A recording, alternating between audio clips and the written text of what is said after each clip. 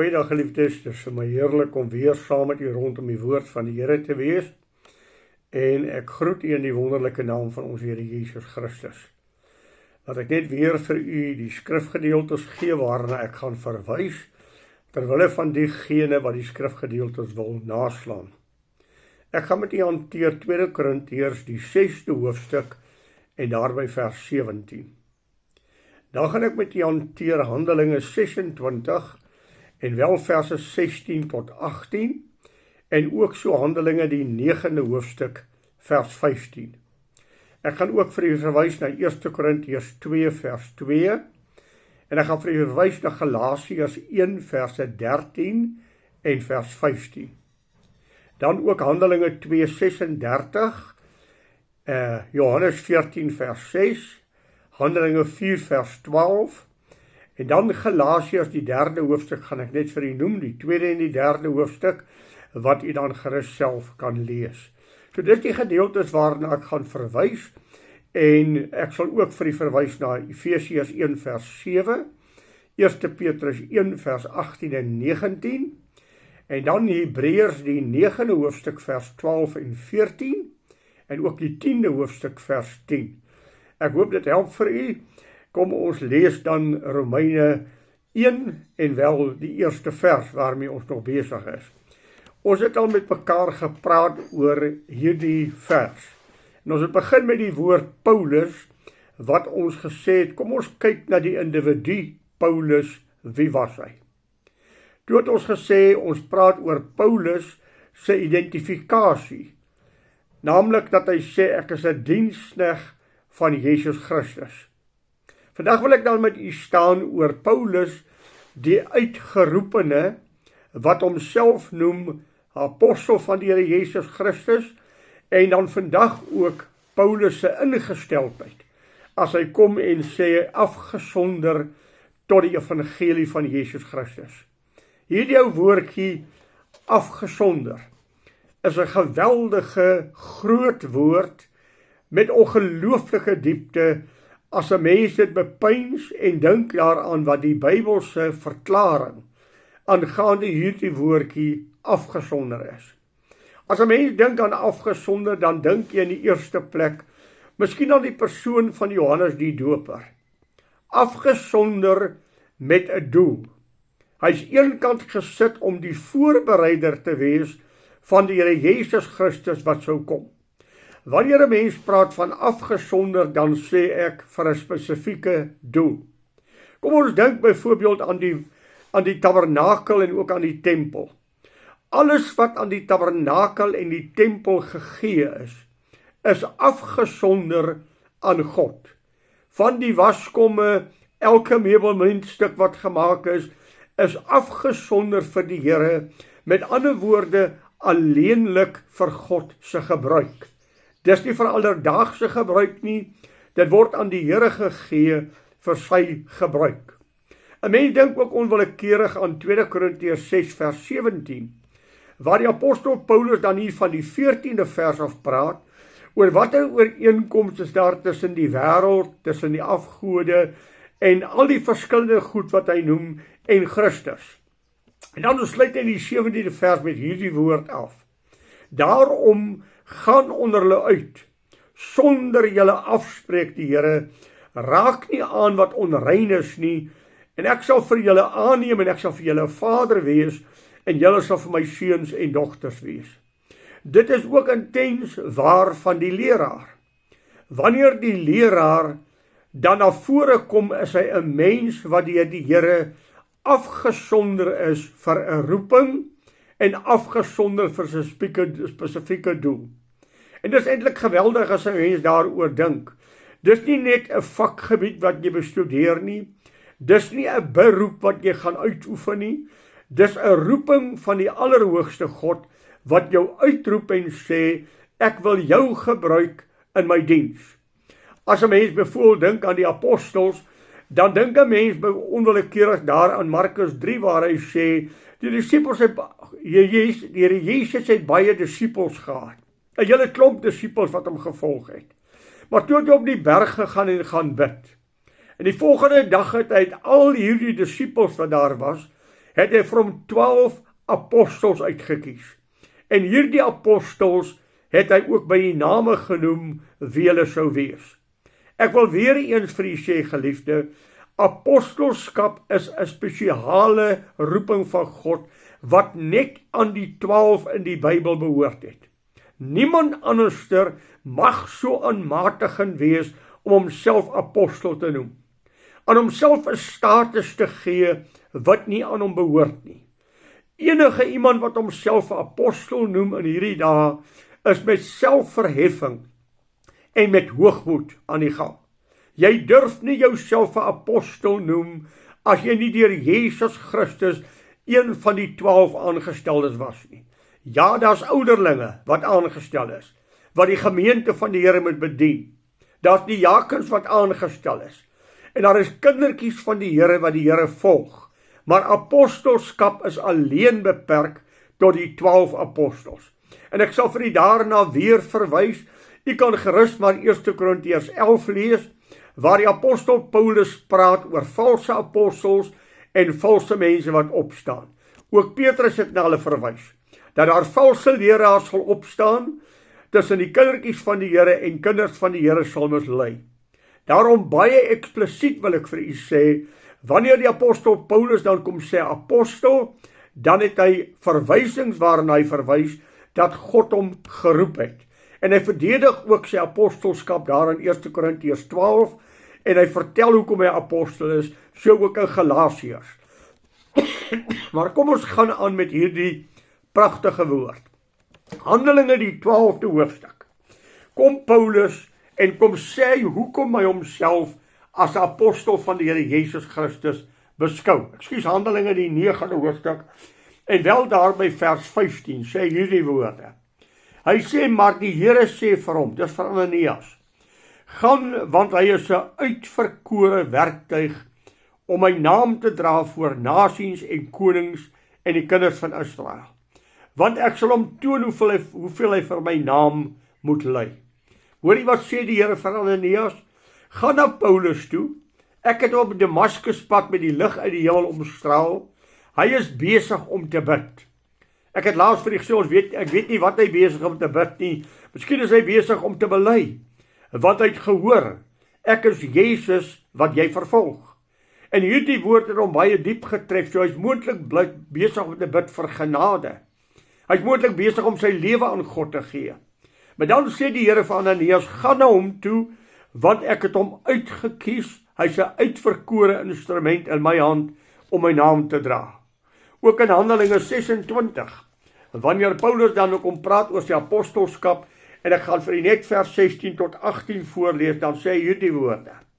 Maar ek rig jou op en staan op jou voete, want hiertoe het ek aan jou verskyn om jou te bestem tot 'n dienaar en getuie van die dinge wat jy gesien het, en die dinge waarvan ek nog aan jou sal verskyn. Terwyl ek jou verlos het uit die volk van die heidene, na wie ek jou nou stuur, om hulle oë te open, sodat hulle van die duisternis tot die lig kan bekeer, en van die mag van Satan, sodat hulle deur die geloof in my vergifnis van sondes en 'n erfdeel onder die heiliges kan ontvang. Die roeping van Paulus, deur God geroep, God het hom verskyn en God stuur hom uit. En dan baie nou geset aan hierdie apostelskap, is die heiligmaking. Wanneer ons praat oor afgesonder te wees, waarvan die apostel praat, dan sê hy tot 'n heilige roeping. Tot 'n heilige roeping waartoe God my geroep het. Daarom het ek vir u gesê, dit is nie 'n beroep nie, dis 'n roeping van God. En elke mens wat homself aan die Here gewy het, as hy homself afgesonder het, dan het hy hom afgesonder om heilig en onberispelik voor die Here te wees. Paulus sê dit daar in 2 Korintiërs 7 vers 1. Aangesien ons hierdie rykdom van beloftes ontvang het, laat ons van alle besoedeling in die vlees en die gees reinig, en so die heiligmaking in die vrese van God volbring. Nou geliefdes, die apostel Paulus het gesê, ek is afgesonder tot die evangelie van Jesus Christus. Ek is geroep en ek is deur hom gestuur. En wanneer 'n mens praat van apostelskap, soos ek vir u gesê het, en 'n mens praat van afgesonder, dan het ek 'n visie. Waartoe het God my afgesonder? Hy het my afgesonder om die evangelie van Jesus Christus te gaan verkondig. Dis sy roeping, dis waarvoor hy voor die Here staan, en dit is wat vir homself vervolging en krisisse sal inhou, maar hy het 'n roeping wat hy gaan uitlewe. En hy sê dit ook, hy sê, wee my as ek die evangelie nie verkondig nie. Omdat ek 'n roeping van God het ek 'n heilige verantwoordelikheid om mense na God toe te lei. Alle kindertjies van die Here is gestuurdes. Alle kindertjies van die Here is getuies vir die Here.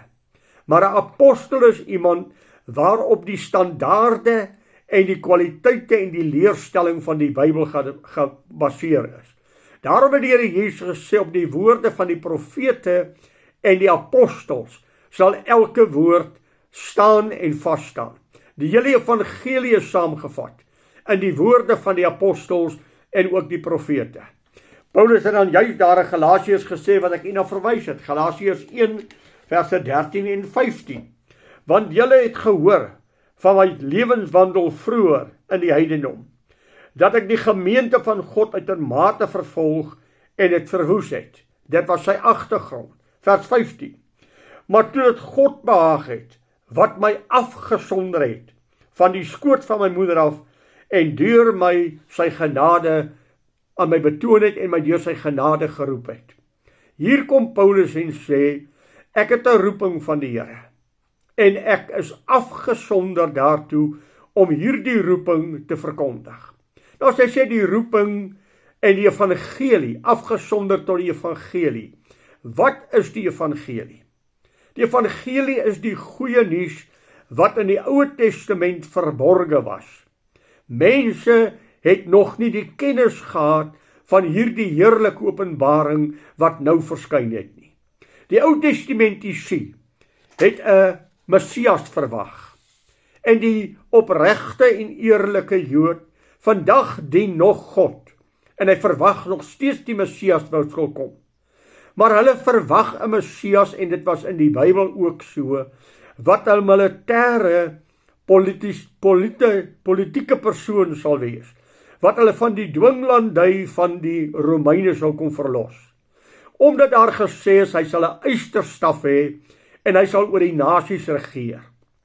Was daar by hulle verwagting, dat hy sal kom en hulle sal kom verlos van die aardse dwinglandy, dat hy 'n heerser sal wees, 'n militêre persoon en 'n koning wat sou kom.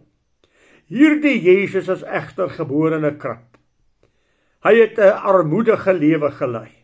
Hy kom uit 'n armoedige huis van Josef en Maria. En hierdie Jesus was 'n swerwer. Hy het nie ingepas in hulle denke van 'n Messias nie.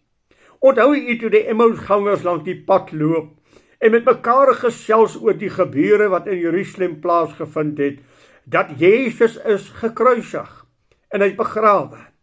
En terwyl hulle met mekaar praat, ewe skielik is die Here Jesus in hulle midde en hy sê, wat praat julle so met mekaar? En hulle sê, is jy 'n vreemdeling? Het jy nie gehoor wat in Jerusalem gebeur het nie? Hom wat ons verwag het, wat ons sal verlos van die dwinglandy en die heerskappy van die Romeine, is nou gekruisig en dood. En ons hoop is daarmee heen. Dan die wonderbaarlike. Hy het vir hulle die skrifte begin uitlê. Vanaf Moses, deur die profete, die psalmes. Hy het die Ou Testament vir hulle kon verklaar en vir hulle gewys, dat die Christus na die wêreld moes kom. En dan wanneer hy die aand by hulle herberg aankom, wil hy verbygaan en hulle sê vir hom, neef, bly by ons vanaand hier. Terwyl hy aan die tafel is, staan hy op en hy breek die brood. En die oomblik toe hy die brood breek en hulle sien die merke in sy hande, toe verdwyn hy uit hulle binneste, uit hulle midde. Hulle hardloop terug na Jerusalem om te sê, hy leef, hy's nie dood nie, hy het aan ons verskyn, en was ons harte nie brandend, toe hy die woord van God vir ons uitgelê het nie. Ja, Petrus, op die dag van Pinkster het hierdie woord verkondig.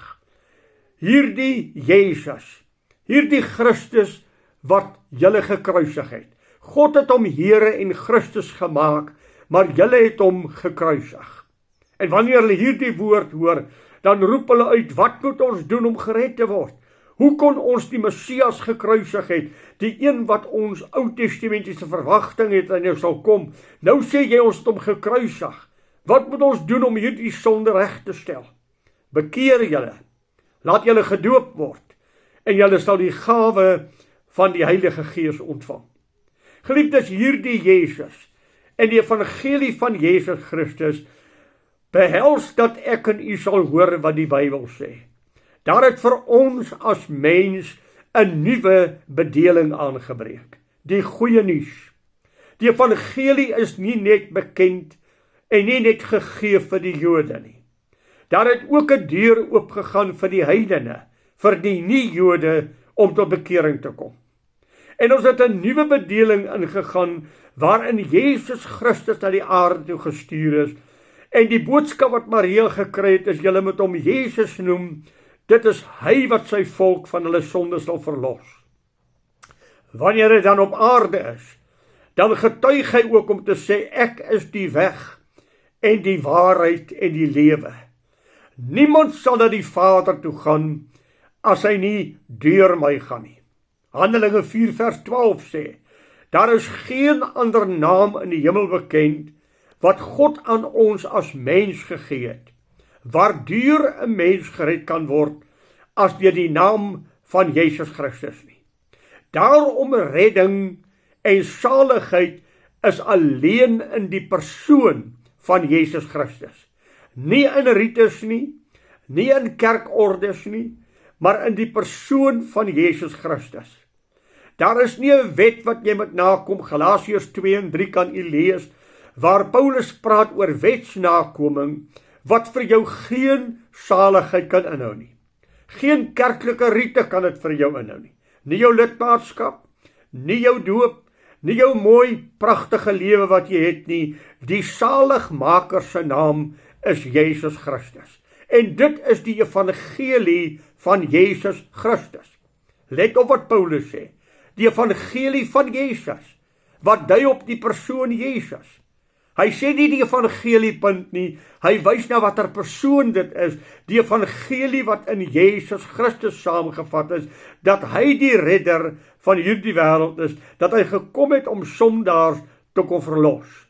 Die wet en die nakoming van die wet kon geen mens ooit red nie. Die wet het vir ons net straf ingehou, want daar is niemand wat die wet kon nakom nie.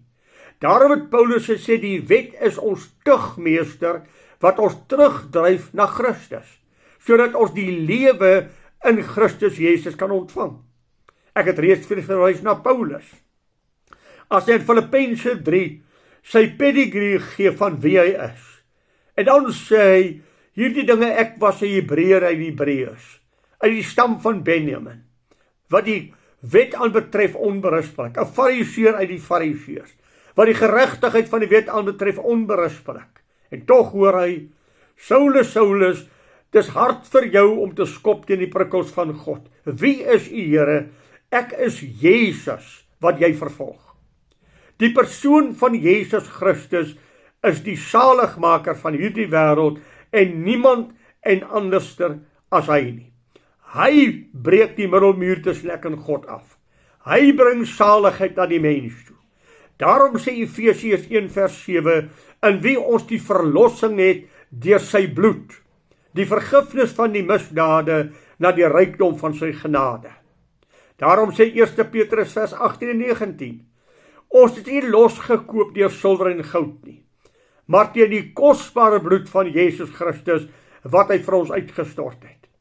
Daarom sê Hebreërs die 9 en die 10de hoofstuk, ons is nie losgekoop deur die bloed van bokke en kalwers nie, maar met sy eie bloed het hy ingegaan en vir ons 'n ewige verlossing bewerk. En daarom sê die apostel Paulus dit so pertinent. As hy praat oor afgesonder tot die evangelie, dan sê hy, ek het myself voorgeneem om niks anders onder julle te weet as Jesus Christus en hom as gekruisigde nie. Hy is die een wat saligheid bring.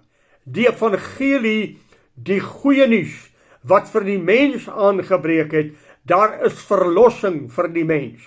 En die verlossing is alleen in Jesus Christus. Ek gaan weer vir die 1 Johannes 5 quoteer en dan sluit ek af. Dit is die getuienis, dat God ons die ewige lewe gegee het, en die lewe is in sy Seun. Hy wat die Seun het, het die lewe. Wie die Seun van God nie het nie die lewe nie. Geliefdes, Jesus, die evangelie van Jesus, is die bron van Paulus se verkondiging, wat hy ook in die 16de en die 17de vers van Romeine 1 sê, ek skaam my nie oor die evangelie van Jesus Christus nie, want dit is die krag van God tot redding vir elkeen wat glo. Gaan volgende week met 'n bietjie verder gesels. Dan gaan ons net 'n verdere woord byvoeg, wat 'n radikale en groot betekenis vir ons het. Mag die Here vir u ryklik seën, en mag u Jesus Christus in sy heerlikheid en in sy grootheid aanbid. Goeiedag vir u, en die Here rykse seën word u toegebid.